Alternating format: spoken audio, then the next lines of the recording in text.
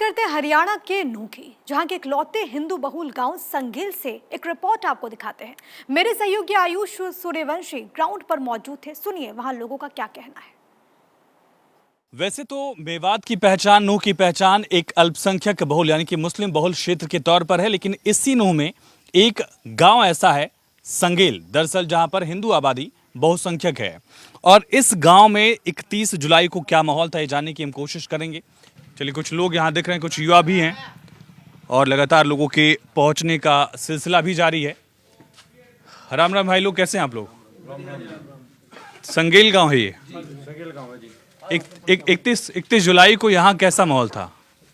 31 जुलाई को जी यहाँ पर बहुत डर का माहौल था। आप लोग तो बहुसंख्यक है, फिर क्यों डर गए? यहाँ पे जी हमारी संख्या 20% है। इस एरिया में मोमडन ज़्यादा रहते हैं। ये समझो जी जैसे ये पाकिस्तान के बीच में हम दो ही गांव हैं, संगेल उजीना। लेकिन मेवात की तो ये पहचान रही है कि यहाँ हिंदू मुस्लिम हमेशा से एक साथ रहा करते हैं, एकता की मिसाल दी जाती है मेवात की। ऐसा कुछ भी नहीं है जी। यहाँ पे मौके की तलाश की जाती है।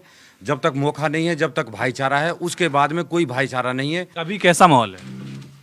अभी फिलहाल सरकार ने काफ़ी कंट्रोल किया है, माहौल अभी ठीक चल रहा है। सुरक्षित महसूस कर रहे हैं? नहीं, सुरक्षित तो हम तो पहले भी हमेशा सुरक्षित रहते थे। हमारे जो गांव है ये अपने इधर माहौल भी ठीक रहता है, ठीक ठाक हिसाब किताब है। बाकी जो ये काम यात्रा के साथ इन्होंने किया था, ये बहुत ही घटिया और कायरतापूर्ण काम था। तो यात्रा तो हर साल निकलती, इस बार ऐसा क्या हुआ? मोनू मानेसर ने भड़का दिया, ऐसा आरोप भी लग रहा है। नहीं, मोनू मानेसर का तो बहाना है। मोनू मानेसर यहाँ आया नहीं।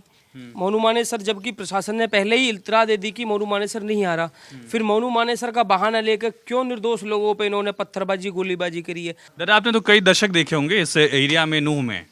ऐसा क्या हुआ अचानक से कि इस तरह से हिंसा होने लगी? देखो, इनकी ये सियासत थी।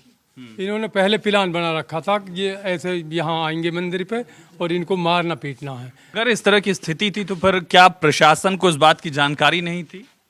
प्रशासन को पहले जानकारी थी। ये जो रैली निकली थी, ये जो हमारा यात्रा थी, ये प्रशासन को सूचित किया गया था कि हमारी उस दिन की आप लोग रैली। भी शामिल थे क्या यात्रा में? हम शामिल थे जी उसमें। लेकिन क्या हुआ, एग्जैक्ट क्या हुआ उस दिन? एग्जैक्ट ये हुआ था जो तिरंगा पार्क है, ये तिकोना पार्क मैंने बोलते देखा हैं। एक बड़ा बड़ा सा तिरंगा लगा हुआ है। वहाँ से एकदम रैली गुजरी थी, अचानक से पथराव हुआ था। तो हम अपनी जान बचा के, हम इस एरिया के हैं, हमें पता है कहाँ से निकलना और कैसे आना, तो तुरंत हम अपने निकल के आ गए थे वहाँ। मुख्यमंत्री ने जो आश्वासन दिया उसका कोई फायदा नहीं दिखा क्या?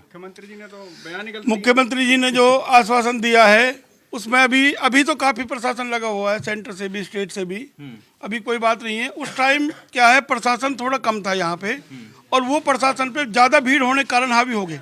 उन्होंने प्रशासन को भी पीटा और यात्रियों को पीटा। क्या कहा आपके मुस्लिम दोस्तों ने जो फौज में थे? माहौल कैसा है? बिल्कुल माहौल शांत है। हमारे गांव में मुसलमान है, उनको भी हमने किसी को हाथ टच नहीं किया अभी तक, किसी भी प्रकार के। आपके गांव के मुस्लिम आप लोगों से सुरक्षित महसूस कर रहे हैं? हम उनके पास और गए हैं, कहा भाई कोई दिक्कत परेशानी किसी को नहीं है, चाहे वो बेशक गलत बोले।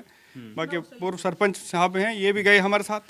बिल्कुल सुरक्षित माहौल, हम उनके पास भी गए। ऐसा तो नहीं कि वो भी डरे हुए, वो घर से बाहर नहीं निकल रहे हैं?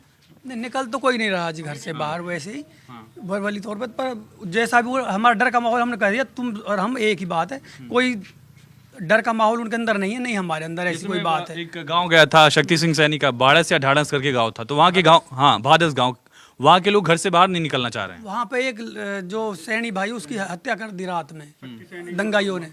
शक्ति सिंह नाम है, क्या नाम उसका, उसके सर में चोट है और कई जगह चोट है। ऐसा अब तक हमने अपने जीवन में, मेरी 70 साल की उम्र है, ऐसा कुछ नहीं देखा आज तक। लेकिन इन्होंने ये छोटी मोटी घटना हो जाती हैं, लेकिन ये घटना थोड़ी है। जो यात्री आए वो मार दिए, संपत्ति जला दी गई, गाड़ियाँ 100 से ऊपर जला दी गई। ये क्या है? ये इनका एक षड्यंत्र रचा हुआ है, इनका प्लान था। इसलिए एक बार वो आए और इन हिंदुओं पे वार करें। इनका तो कैसे स्थिति सुधरेगी? कैसे आप लोग वापस कैसे नूह की तरफ जा पाएंगे? सरकार जाने कैसे सरकार से डरवाए। हमारी तो हम अपनी सुरक्षा जैसे उन्होंने किया है, देखो हम क्या करते हैं, वो तो भगवान करवाएगा जो कुछ होगा। वो जानना चाह रहा हूँ कि वापस जो है शांति बहाल वाली स्थिति कब होगी, कि रोजमर्रा की जिंदगी जैसे पहले हुआ करती थी उसी ढर्रे पर जिंदगी कब तक आने की उम्मीद आप लोगों को है? उम्मीद क्या है, ये तो धारा 144 जिस दिन हट जाएगी, लोगों को आना जाना तो पड़ेगा ही। ऐसे थोड़े ही कि भाई सब घरों में रहेंगे, ना वो घरों में रहेंगे ना हम घरों में रहेंगे। आना जाना तो बनेगा। चलिए उम्मीद करते हैं कि जो भाईचारे की बात कही जा रही है वो भाईचारा कायम रहे और वापस से जो जिंदगी है पटरी पर लौटे। बच्चे स्कूल नहीं जा पा रहे हैं, हिंसा की वजह से बच्चे वापस जाएं, बैंक समेत तमाम ऑफिसेज जो बंद है वो वापस से खुलें और इसके लिए कोशिश की जा रही, तमाम फोर्सेस की डिप्लॉयमेंट की गई और उम्मीद ये की जा रही है कि वक्त दर वक्त जैसे आगे बढ़ेगा वैसे ही यहाँ पर शांति व्यवस्था फिर से कायम होगी और फिर से वही दिन देखे जाएंगे जहाँ पर लोग एक साथ मिलकर रह रहे थे। कैमरा पर्सन मोहित के साथ आयुष सूर्यवंशी, नो भारत 24।